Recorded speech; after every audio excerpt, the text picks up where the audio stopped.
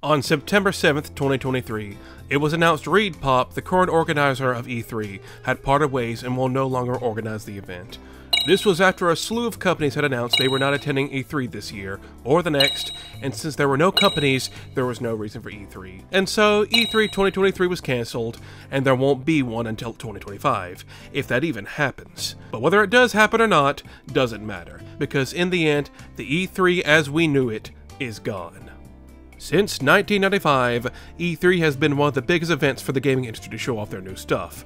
Game reveals, console reveals, all sorts of reveals were held at E3. People would go out of their way to get into the event to be a part of the experience. So if you're even remotely interested in video games, this is an event you don't want to miss. Well, that used to be the case. And now, E3 is seen as completely pointless these days. Ever since Nintendo started their Nintendo Direct format, now every single company has followed in their footsteps, and they have their very own Nintendo Direct for people to tune into. Because in the end, that's all people really want.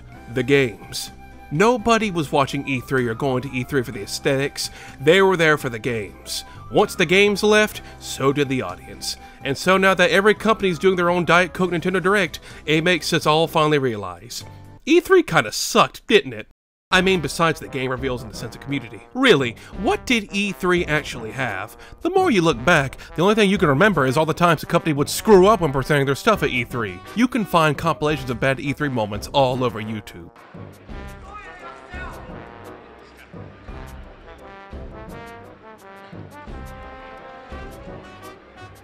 I guess you may see it later. Because of the fact E3 as we know it is probably a goner, sure hope this video ages well, I thought it'd be fun to go over some of the biggest screw-ups at E3 and why they're still talked about to this day. Welcome to... I'd say I was speechless, but I have one more thing to announce. Coming this year, PEGGLE 2!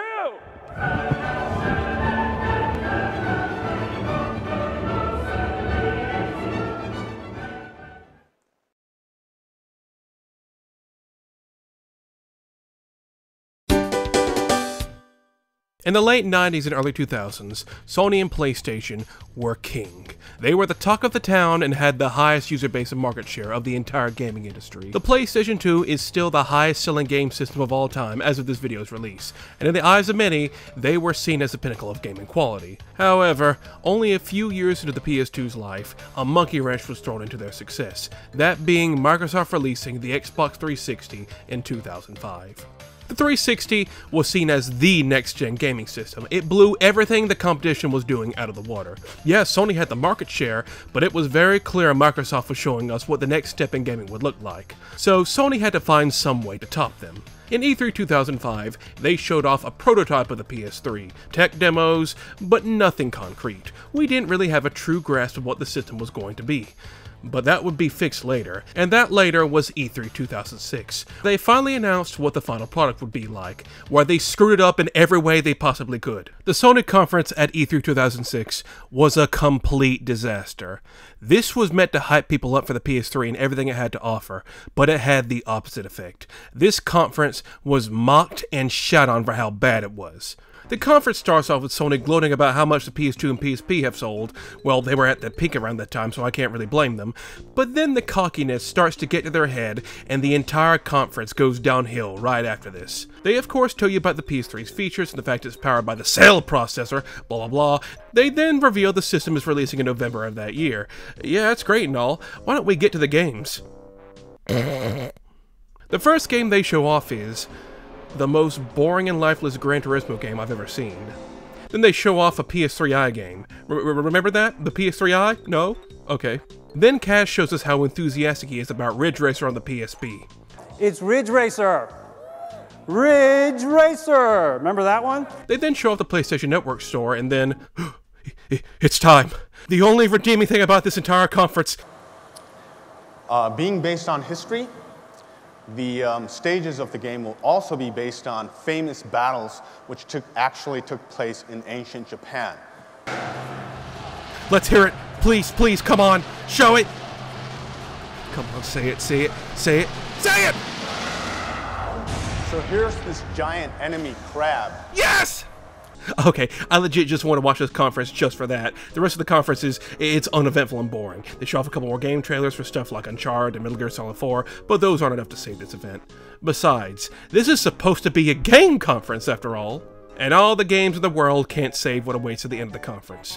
The PS3's price reveal. In North America, the PlayStation 3 will be available at retail on November 17th, 2006. The 20GB PlayStation 3 will retail for $499 US and 549 Canadian dollars. And the 60GB PlayStation 3 for $599 US, 599 US dollars. 599 US dollars. This was insane for a game console around the time. In terms of inflation, this was a little over $900 back then. Almost $1,000 for a game console. Not only was the conference awful, but the price reveal was the final nail in the coffin. Nobody wanted to buy a PS3 after the mediocre game lineup and that price. And the worst part about it is, Sony had the balls to defend this and suddenly mock the people who didn't want to buy one at that price. They told people who couldn't afford a PS3 to get a second job. Don't want to buy a game console with no games? What are you, poor? You can tell the success of their previous consoles got to their head, and now we're thinking their audience would buy anything no matter the case. Boy, were they in for a rude awakening. For those who are probably aware, the PS3 struggled for a few years on the market because of its awful price and the fact there was nothing to play on it.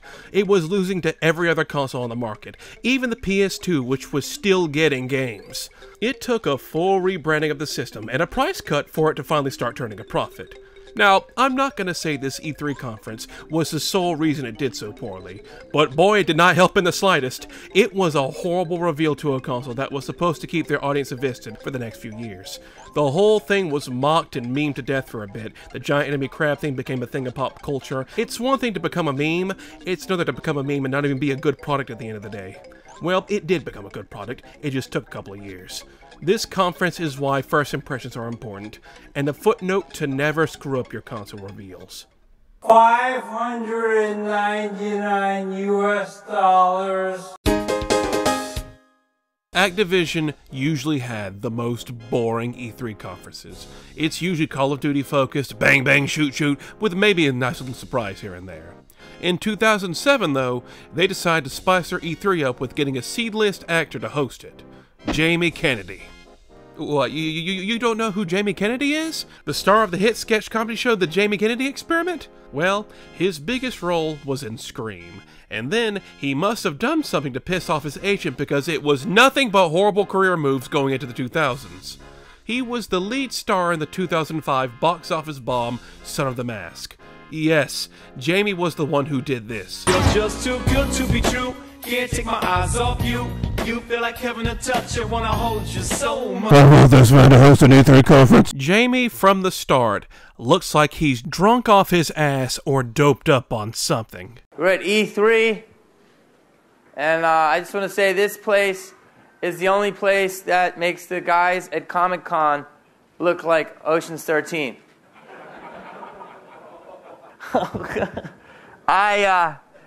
Video games, they've been, where are my jokes?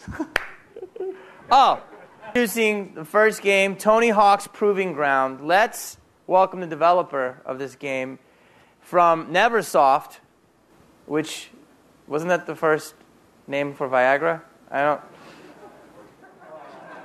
Thank you. It's getting around now. Yes! Now, imagine this for the next hour. You can watch the first minute and tell how the rest of this will go. Right, so it immerses you in the skateboarding lifestyle. So does that mean you have to play it high? Right. So he's trying. He really is. But man, is it just a disaster throughout. While he's introducing the games, different celebrities would also show up as well, like Tony Hawk and Slash. When they're being interviewed, you can tell they're uncomfortable with the stuff Jamie is saying to them. If you're grabbing the way you grab your trick, it's... Yeah. No, but for real, you know, you like... grab your trick, and then... Yeah, I grab the trick, yeah. And then they can grab their trick. Mm-hmm. And we hope one day, Jamie, you get to grab a trick. Hey, I grab chicks every Friday, but... I'm sorry. All right, look. He also at one point says to give it up for Stan Lee when talking about Spider-Man. Please, give it up for Mr. Stan Lee. Yes.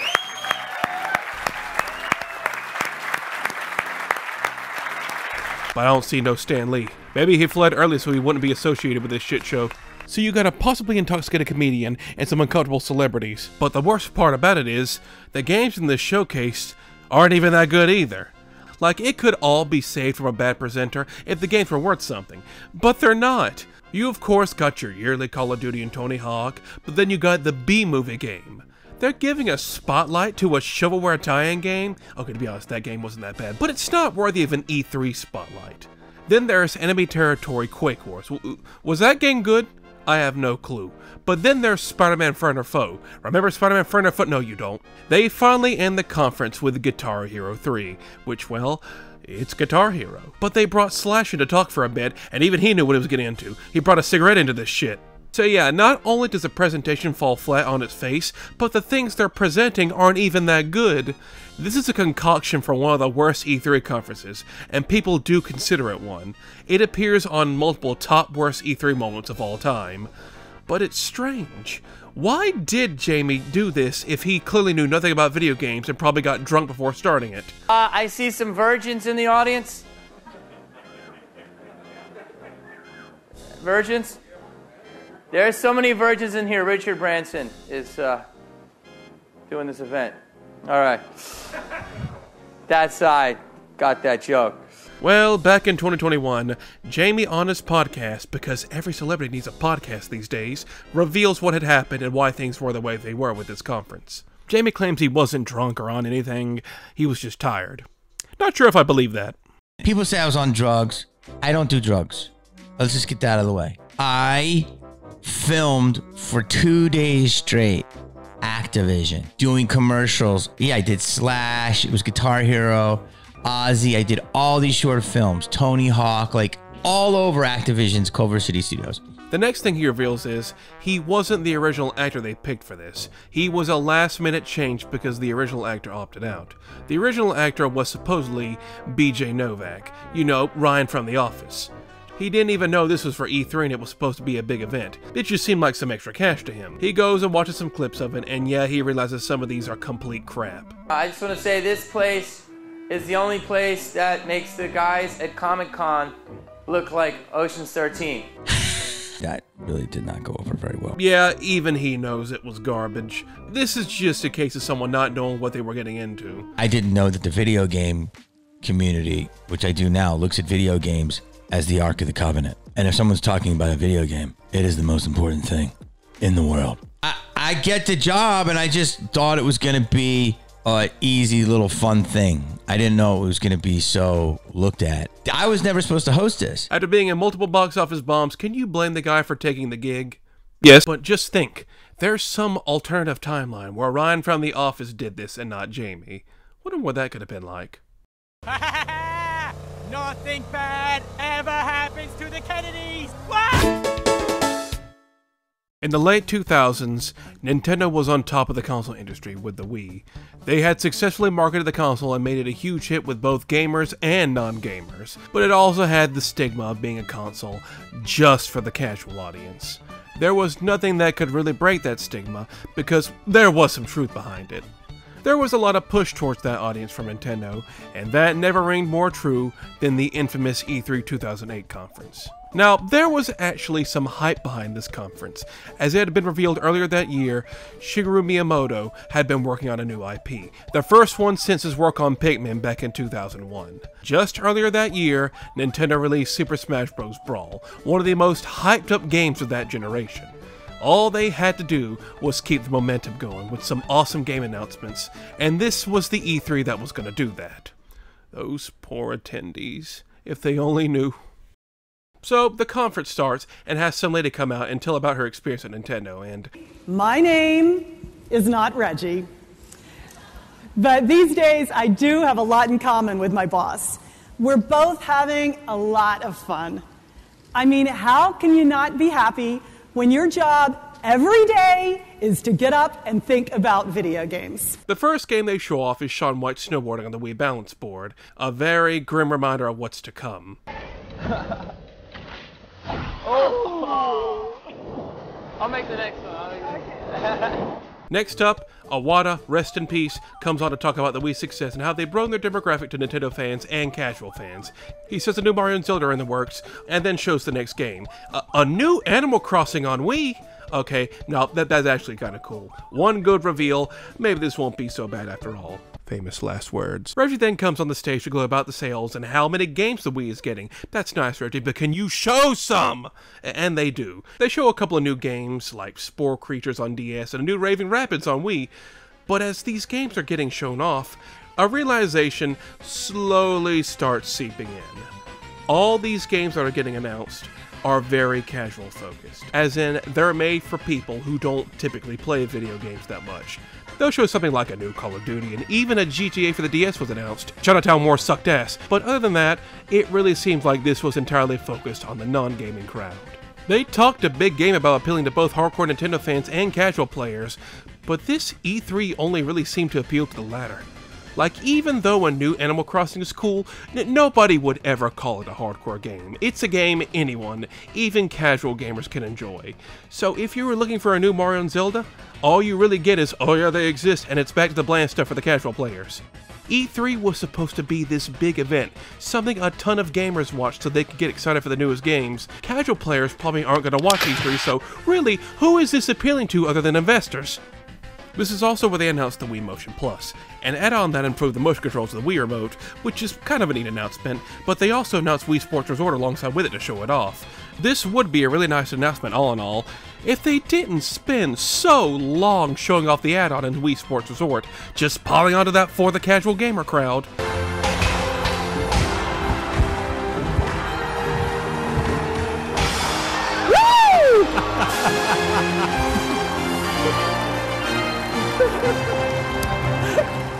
Okay, so far, this is a very disappointing conference with nothing for the typical Nintendo fan, but hey, that game Miyamoto's working on, that alone can save it. That can make up for this entire conference. Show us what you got, Miyamoto! Please welcome gaming legend, Shigeru Miyamoto.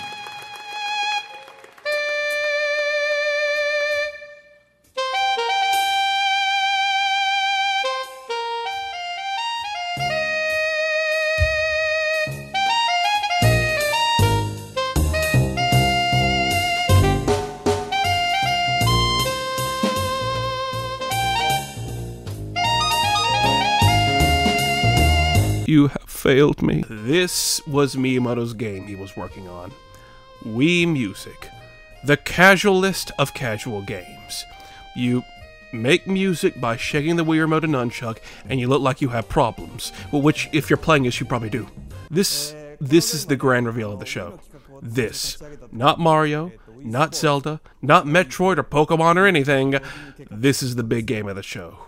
And what a glorious mess it is.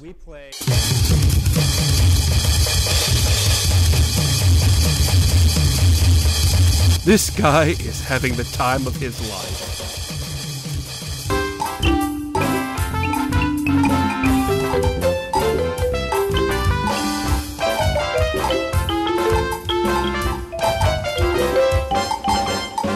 This is the rest of the conference. Miyamoto and a bunch of others playing off-tune midis of classic Nintendo songs, while the audience looks on in horror, realizing they have wasted their time being here. This is when a lot of Nintendo fans believed Nintendo had completely abandoned them for the casual market. I mean, they still said a new Mario and Zelda were in the works, but that really came off as them throwing them a bone while Grandpa has a heart attack while playing Boogie. Nintendo fans weren't alone in this feeling, however, because the fans of the other consoles were soon to join them.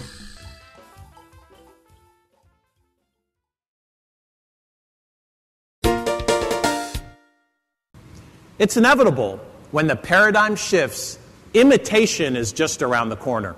2010 was an awful year for E3. A lot of companies had pretty bad presentations, and if the presentation was somewhat decent, there was something holding it back in some way. While Nintendo's E3 2008 did not impress many gamers, it did impress Sony and Microsoft, because their E3s for this year focused on their answers to the Wii, the PS Move, and the Kinect. Their conferences were now going to be heavily focused on these in some way, tapping into that casual market, to the ire of many of their fans. Now, Sony's conference this year wasn't really that bad, just kind of uneventful. There was a big focus on the PS Move in the first half, but they eventually moved away from it and showed some actual games. There's even an appearance by babyface Gabe Newell, so that's a rare treat. So I'd really like to thank everyone at Sony for their gracious hospitality and for not repeatedly punching me in the face. If I seem a little nervous, it's because Kevin Butler was introduced to me backstage as the VP of sharpening things. So this conference isn't that bad. Microsoft, however, is a different story. Now, the Kinect as a product is a neat novelty, but I am a gamer. I don't want to be the controller. I want to sit my fat American ass down and play some games on a couch or a chair with a controller in my hand. We don't need a whole conference dedicated to the Kinect, and well, this is exactly what we got here. Now, the first bit of this conference is actually pretty good. We got a bit of neat spotlights like Gears of War 3 and Halo Reach, and even the reveal of Metal Gear Rising Revengeance, which looks different to the final game, so some actually good stuff. But once the segment on Halo Reach is over, the conference takes a massive nosedive into the abyss. Only the first 30 minutes of this conference had actual worthwhile video games. The rest of it is dedicated entirely to the Kinect and its features, with some of the best natural acting you've ever seen in your life. One thing we can do is watch stuff together. You see those topics at the bottom of your screen? Yeah. I can select one of them. And we can watch the video together. Pulling up in his fancy German car. This car was made in Guatemala. Well, pardon us, Mr. Gucci loafers. I bought these shoes from a hobo. Well, la-dee-da, Mr. Park Avenue manicure. I'm sorry, I believe in good grooming. They go on about sports and all the quality of life changes that Kinect brings to the Xbox, and then they start showing the games. The first game they show is Kinectimals, the pack-in title with the Kinect, and they bring out a little girl to play and showcase it. Skittles, I'm back. Hi. Come here. Come here. Come here. Good Skittles. One thing people never talk about with this conference is the complete tonal whiplash this is set with the first few minutes of the conference. Yeah, I would like to remind you all what they were showing a few minutes before they brought this girl out to play with this cute virtual tiger. You okay? I'm good. You're my good Skittles. Yes, you are.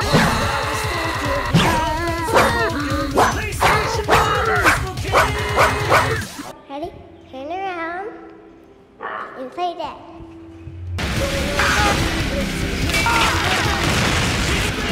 Skittles, that's enough. Please. I hate tickles. I hate Skittles.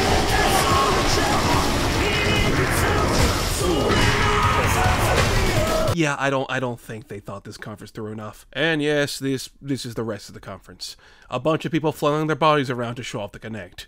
As you can imagine, this is pure torture for anyone that's not a casual gamer, and even then I think casual gamers would have shut this off by now. You can get basically everything of substance in the first 30 minutes, and you're not missing much here, because it is legit the rest of the focus of the conference. The only thing of note after the first 30 minutes they revealed is the redesigned 360 model, and this is actually a good announcement because this model of the 360 won't off itself with hardware failures. So this entire era for people who just want to sit down and enjoy a game was pure torture. No, everything had to be motion controls. Play with imaginary tigers and pretend you're driving a car that isn't really there. It certainly doesn't get any better than this. This must have sold some people because the Kinect actually did do pretty well on the market. But how are things looking for it now? Yeah, I thought so. Now, I've been talking about individual conferences as a whole, and how hard they completely flopped. But there have been some extremely bad moments in sometimes good and alright conferences, and I think some of these are at least worth mentioning in their own segment if they left that much of an impact. So, here's a couple of one-off moments. Sega Saturn is the newest and most indulgent taste temptation from Sega, delivering crystal clear digital video and rich, creamy 3D graphics. The Sega Saturn was Sega's foray into the 5th generation, but they realized they had tough competition. The PS1 and N64 definitely had them beat in a number of ways, so they had to do some sort of publicity stunt in order to get the attention they needed. So they had the bright idea to shadow drop the Sega Saturn on the US market. At the end of their E3 conference, they said the Sega Saturn was out now! Go and get yours today! This was very ballsy and something no one could have ever think of doing, especially back in 1995. Now, people love the idea of shadow dropping, seeing a cool game and getting to play it that very day. It's why it's still a thing. But you can't shadow drop a whole game console like that. There was no preparation, no marketing, no nothing. You can't buy a game console that expensive with nothing to offer.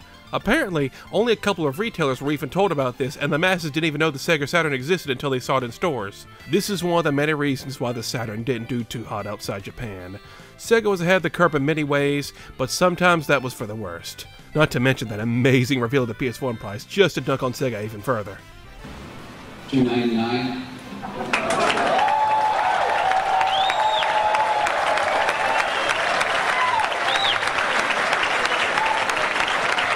One of the most infamous E3 presenters was from Ubisoft's 2011 E3 conference, dubbed Mr. Caffeine, a fun, quirky presenter that is hip with the kids and does fun, zany things to fail at appealing to the audience and being funny. Everyone do it with me. I said everyone go. Hey, want to come over and play my Wii? We should connect. And thanks to the Sony Move, here, hold my Joy Wand. Yes, I'm not afraid of a few dick jokes, thank you. Now, it all started with the Wii, and now with the Connect and Move, you might say it's multiplying like rabbits. Wait a minute, rabbits. We at Ubisoft know something about rabbits, don't we? It's not the regular kind of rabbits. I'm talking about the loud, obnoxious, slightly deranged, poop on your toothpaste kind. I could have made a whole segment about him, but really, he's just a tryhard. Jamie Kennedy was on stage for the Activision presentation the whole time, and like I said, comes off as a disinterested drunk. But Mr. Caffeine here is only on at designated times, and besides, there are some actual good games with this presentation that are thankfully not presented by him. Yeah, this is just a guy trying to be hip with the kids and failing. Hard. Not really enough for his own segment. While 2010 sucked for Microsoft at E3, Nintendo actually had a pretty good E3, for the most part. They showed off Donkey Kong Country Returns, Epic Mickey, Kirby's Epic Yarn. We do not speak its name. It was pretty good for the most part. But their flagship game was, of course, The Legend of Zelda Skyward Sword, showing off the Wii Motion Plus to its full potential. And oh god, they haven't got the motion controls down yet. Here, I have to cut vertically. Woo! Oh.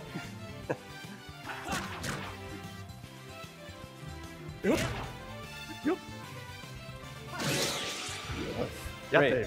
Good chunk of the showcase was having technical issues with their flagship game, which was not a good look. This was supposed to be a huge game, and it wasn't working out for them. Thankfully, the final game wasn't actually like this, but man did it set the tone for Skyward Sword's mixed reception among fans. And on the topic of Nintendo, we have to talk about their 2015 digital presentation for E3. This wasn't a bad presentation, it did have a few good games, but man, did it feature gut punch after gut punch for fans of a bunch of long-running series. Star Fox Zero got announced and everyone was excited, until the game was later found out to be a complete mess to control. Mario Tennis Ultra Smash was revealed, the most content-barren Mario game ever made. Animal Crossing Amiibo Festival smashed any and all hope for a Wii U Animal Crossing game, and the biggest slap in the face of all, Metroid Prime Federation Force. There had not been a new Metroid game since... And now the series was getting a spin-off on the 3DS, which pissed a lot of people off. 2015 and especially 2016 were considered very dry years for Nintendo since the Wii U died and the 3DS was showing its age, so this event didn't do them any favors either. Oh, and of course, we can't not talk about Microsoft getting absolutely blasted at E3 2013 after the reveal of the Xbox One and its horrible business practices. The amount of consumer distrust that had built up was monumental, and Sony was now ready to go in for the kill. And so they did. This is how you share your games on PS4.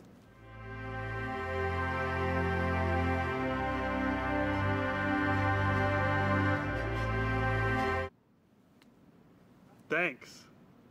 PlayStation. This combined with the fact that PS4 was $100 cheaper, this was maliciously planned to duck on Xbox in every which way. They couldn't recover from this. This was just a complete ass blasting at their practices. You technically can't get any more embarrassing for a company at E3 than this. Well, almost. Yeah, this was a little rapid round of all-around embarrassing E3 moments, and how do you get any more embarrassing than having an entire conference purely dedicated to kneecapping your console before it even comes out? Well, It would take something absolutely catastrophic to top that. But there does exist one more conference that takes the crown.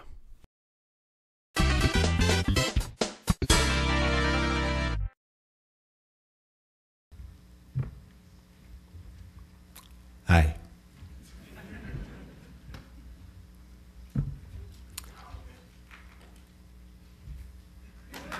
Yes.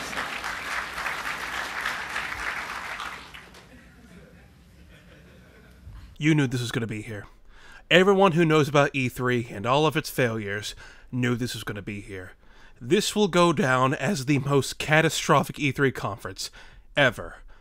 Everything that could have went wrong, went wrong. You could make an hour-long video on this conference alone and everything that fell apart. For starters, the vast majority of these games are either completely forgotten or hot garbage. With the exception of Metal Gear Rising, Castlevania Lords of Shadow, I don't think a single one of these games shown here is of quality or has any semblance of a following or any popularity whatsoever. Remember Never Dead?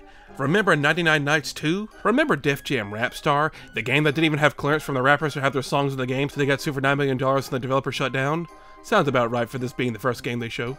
You have to, like, dissect each and every presentation they show to really get an idea of how awkward things are here. But no, actually, you can just watch. You can compete in the online leaderboards and battle with armies of the more than 1 million troops. 1 million troops. Wow. 1 million troops. Love you guys. How about this lucha wrestling game where they bring out a bunch of newly naked lucha wrestlers to slap each other on stage while they're being weighed? Hey, gentlemen, gentlemen. Save it for the ring. Save it for the ring. This is tomorrow. Hey. Save it. Save it for the ring. Save it for the ring. It's tomorrow, 1:45 p.m. Give it to him. All right, so I'll take it in the back. That was a very poor choice of words to take to some half-naked luchadors. There is just something wrong with every single game reveal. There is always something off, and the crowd is almost always barely audible. They're as baffled as anyone else watching this from home. Sometimes the presenters very obviously have Japanese as their first language, and they're trying their hardest to speak to the audience. We will dance with absolutely no controls. No longer tied down. Now you can move your body freely. Guys, I think we found him. I think we found his brother from another mother. Copy that.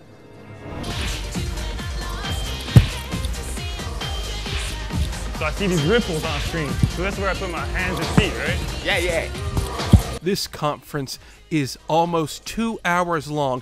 2 hours of this. Every game, every presenter feels like a damn fever dream. Silent Hill has helped shape what horror games are meant to be, so we're borrowing influences from what the successfully executed in the past. The disturbing creatures, the mind-boggling and mind-bending psychology that transports players to an alternative nightmare world. And in the process, what is this guy's problem? Why is he so angry? He's giving him the fucking death stare for no reason. Oh my god. I feel like there's some backstory here I'm not getting. Screw Silent Hill, give me a game about angry Colonel Shepard here. Do I need to tell you anymore why this conference is so notorious? Go watch any video or compilation on YouTube of it. It will be more entertaining than any movie you've seen in the past few years. This kind of stuff can only be accidentally created. You covered with jazz. What's wrong with you? Hey, tell me, what are you doing? It's strictly confidential that we have a real model for this title. Put it back. So sorry. Please. Thank you. This will never be topped. Nothing can ever top the absolute absurdity this conference is. You could write a book on everything that went wrong here. But you have to realize, because E3 is no more, we will never get anything like this ever again. Like the X, and Y, and X, and Y again, you'll be sucked. These absurd moments and errors are what many remember E3 for. All people really wanted was the games, but those could have stood on their own. They could have been shown anywhere and people would have watched them there. But these errors, these cringe moments, are what are mostly associated with E3. Now that everyone and their mother has these pre-recorded directs, that magic is now gone. You're not going to get someone fumbling over their words or doing something stupid on stage. Anytime they make a mistake in one of these, they can just shout, "Cut!" and they can do it again. And we'll never see the funny stuff. The most these pre-recorded presentations can be now is boring. And nobody likes to be bored. It's really only the games that matter now. But now if it's just farming games and nothing else, then that's what you're left with. Well, maybe I want to see some drummer flailing around like he has problems. You just gotta wade through some trash to see it. These are the moments that made E3, and well, now it looks like that is all going out the window. Maybe E3 will make a comeback someday, maybe not, but this is all we're left with now. And let's cherish them. Extreme.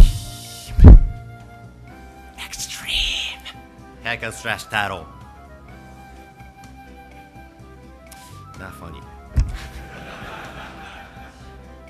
And besides, if Jeff Keighley keeps making live conferences, we can always have him to thank. I'm not allowed to say anything about it. Yes, exactly.